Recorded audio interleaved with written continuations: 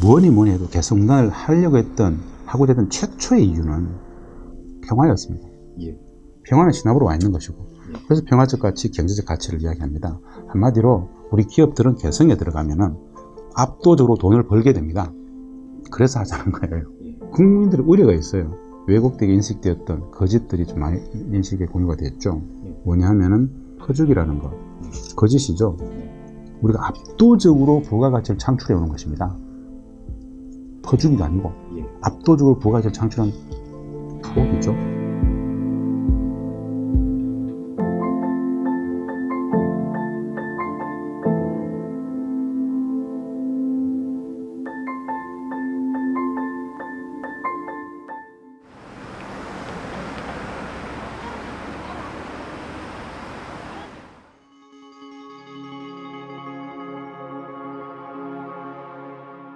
방문 결정을 유보를 계속 했던 것은 미국과의 협의 속에서 한미 관계를 감안해서 좀 더 직접적으로는 미국을 자극하지 않기 위해서 했던 점이 다분했죠. 근데 그걸 좀 넘어서 이제 좀 적극적으로 제재 국면 속에서 할 수 있는 역할들은 뭔가 좀 하자.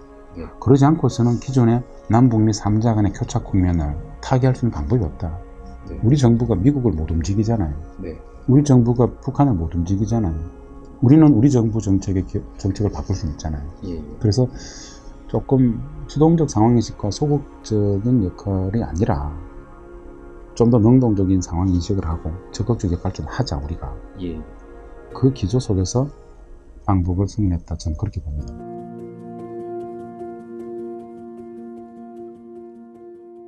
맞습니다. 그게 기업들의 안타까움입니다. 근데 전기를 공급한다는 게 간단치 않아요. 3년 4개월 동안 전기 중단을 해놨단 말입니다. 다시 바로 이렇게 공급을 해서 사고가 날 소식이 있어. 그래서 전기안전공사 이런 데서 사실 다 정비를 해야 됩니다, 하려면. 그러면 시간이 진짜 많이 걸리겠죠. 안 그러면 화재라든가 사고 발생의 원인이 됩니다. 이번에는 일단 단기간에 가서 봐야 되기 때문에 유관점검 정도 하고 이후에 좀 더 정밀하게 볼 수 있는 기회가 된다라면은 그때는 전기 공급을 해가지고 구동을 시켜볼 수 있도록 차후에 아마 과제가 될 것 같아요.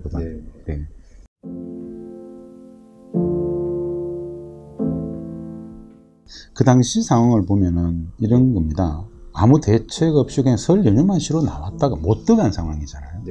안에 있었던 사람들 입장에서는 일부 좀 갖고 나왔죠.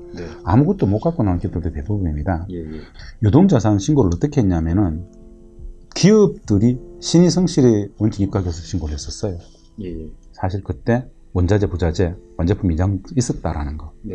사실은 이거 매일 세관에다가 어떤 부자재가 원자재가 가는지 얼마가 나왔는지 다 사실은 이게 신고하게 돼 있지 않습니까? 엄격하게 그렇게 합니다만은 그 모든 걸 아주 정확하게 늘 신고 못 해요, 사실은. 어쩔 수 없는 한계죠. 그렇다 보니까는 세관에 기록되어 있는 그 양만으로는 굉장히 약해가지고 보상을 할 때 신고를 그대로 다 받아줬었습니다. 그래서 이 부분에 대해서 우리들은 3년 4개월이 지났기 때문에 원부자재 그거 이미 다 쓸 수가 없어. 다 버려야 돼. 이렇게 말씀들을 하세요. 있어도 못 쓴다는 거죠. 그렇게들 말씀하시고 맙니다.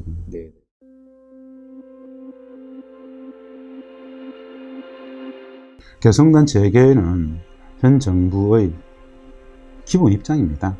기본 입장이죠.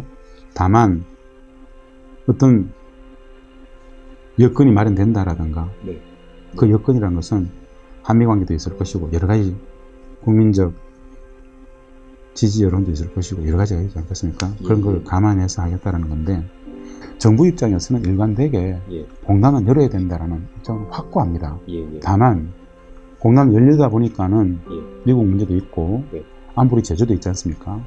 안보리 제재가 직접 개성공단 재개를 막고 있는 건 아니지만 관련된 제재 조항이 좀 연관되는 게 있습니다. 그런 부분들을 해소하면서 공단을 이렇게 열 수 있는지에 대해서 이제 지혜들을 만들어내야 되겠죠. 그런 연장선에서 직접 미국 의회를 방문하고 미국 전문가들을 만나가지고 개성공단에 대해서 그 미국도 모르는 실질적 사실들을 이야기해주고 비핵화를 이야기하는데 이 비핵화의 선순환 구조에 개성공단 재개가 굉장히 도움이 된다 라는 이야기들을 함으로써 공단 재개 여론들을 만들려고 하는 것이죠.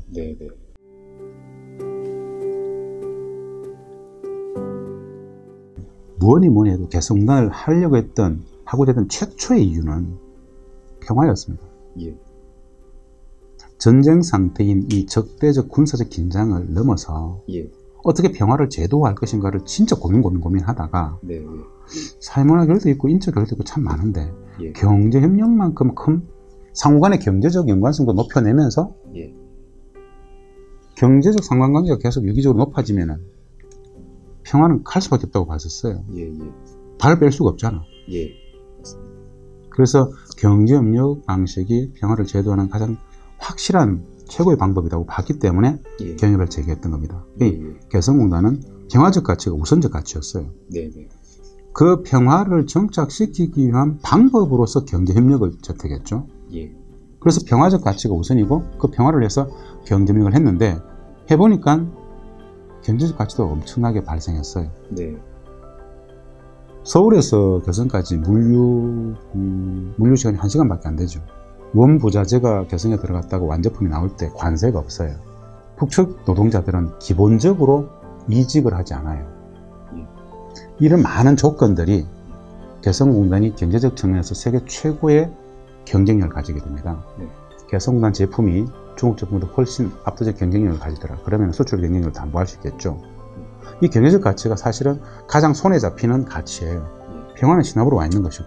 그래서 평화적 가치, 경제적 가치를 이야기합니다. 한마디로 우리 기업들은 개성에 들어가면은 압도적으로 돈을 벌게 됩니다. 그래서 하자는 거예요. 평화도 제도화하고 경제적 번영도 구현할 수 있는 국민들의 의뢰가 있어요. 왜곡되게 인식되었던 거짓들이 좀 많이 인식에 공유가 됐죠. 뭐냐 하면은 퍼주기라는 거.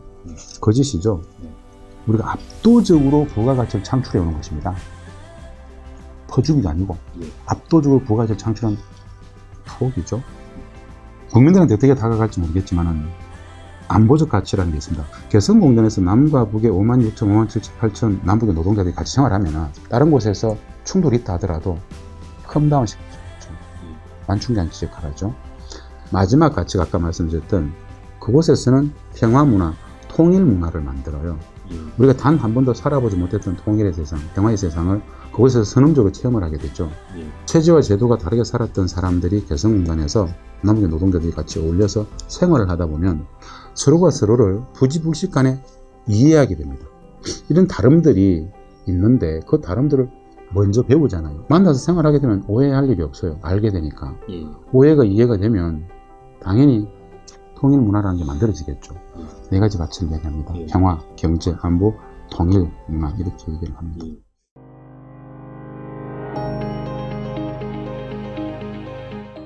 2000년 6.15 공동선언에서 남과 북이 이제 구체적인 통일의 절차와 과정에 대해서 합의를 하지 않습니까? 우리 국가의 공식 통일 방안인 민족 공동체 통일 방안에 입각해서 1단계인 화해협력의 단계에는 인적 교류, 사회문화 교류, 경제협력을 거쳐서 종전선언 평화협정 체결하고 북미 관계도 정상화한다 라는 이 과정이 있습니다. 6.15 공동선언에서 이 민족 공동체 통일 방안에 입각해서 통일 방안을 합의한 마당에 전격적으로 그래 남북 경협하자라고 나온 게 개성공단이었어요.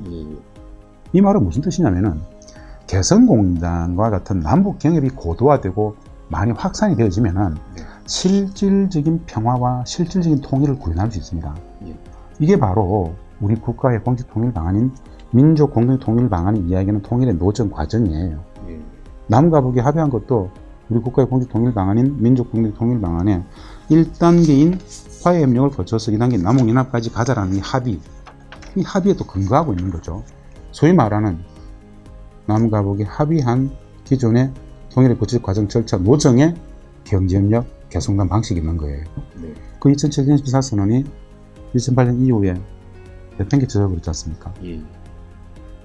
저 지난해 그 4.27 판문점 선언에서 다시 14선언을 적극 추진하기로 다시 부활시키긴 했습니다. 역시 경협의 과정이 남과 북이 실질적으로 통일을 가는 과정의 전형적인 모델이라고 보셔도 무방합니다. 한국형 통일 모델 다른 거 없다. 개성공단 방식의 경제협력이 해라. 맞죠? 그들은 수도계 입장에서는 정치적인 사회문화 교류, 인적 교류 중심으로 경협은 안 했습니다. 근데 경협을 하면 다 포함이 되잖아요. 경제협력을 한다는 이야기는 정치 분석 실력 구축을 바탕으로 하기 때문에 다 포함합니다. 최고의 수준에서의 협력이라고 저는 보죠. 그래서 질문처럼 경협이 확장이 되면 실질적인 평화 통일의 시대를 구현할 수 있다고 봅니다.